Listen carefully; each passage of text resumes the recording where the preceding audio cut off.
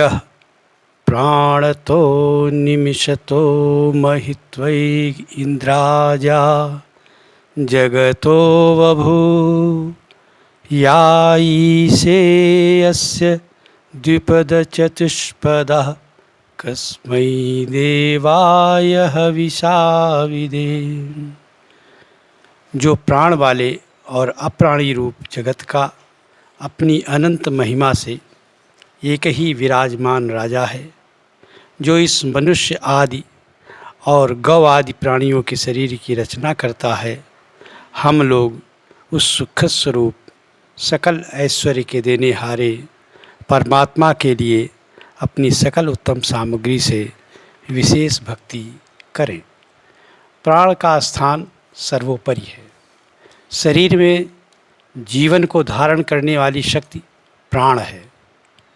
आत्मन एष प्राणो जायत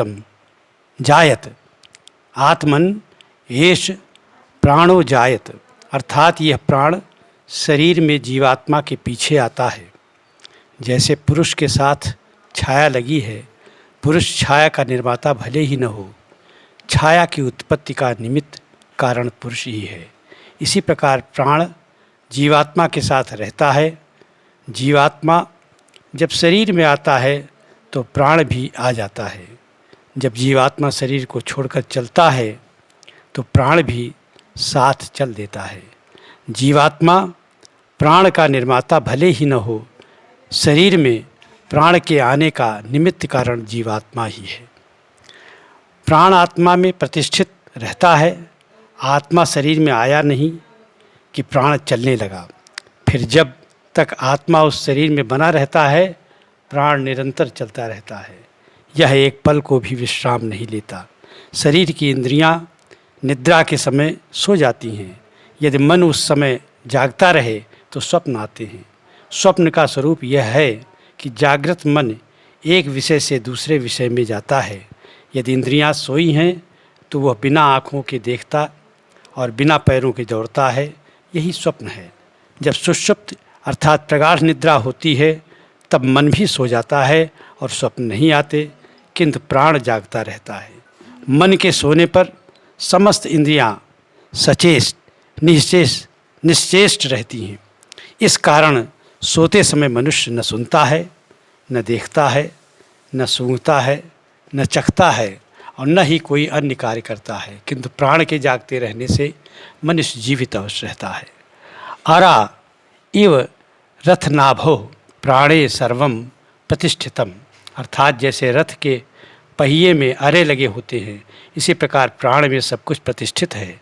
प्राण के चलते रहने से हृदय धड़कता रहता है, श्वास आता और प्रश्वास जाता रहता है, रक्त संचार होता रहता है, भोजन पचता रहता है, कद बढ़ता रहता है और घाव भी भरते रहते हैं।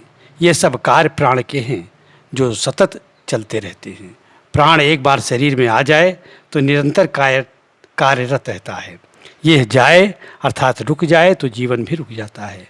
तब इंद्रियां स्वतः निश्चेष्ट हो जाती हैं। इंद्रियों में प्राण की ही शक्ति कार्य करती है। इंद्रियां महत्वपूर्ण तो बहुत हैं, किंतु इंद्रिय के बिना मनुष्य जीवित रह लेता है। यदि मनुष्य अंधा, बहरा, गूंगा, लंगड़ा और अपंग हो तो वह कुछ कर्म भले ही न कर सके पर और कुछ सुख भले ही न पा सके, किंतु वह जीवित तो रह ही रहता है। प्राण के बिना तो जीवन संभव ही नहीं है। इस प्रकार जीवन में प्राण का स्थान सर्वोपरि है।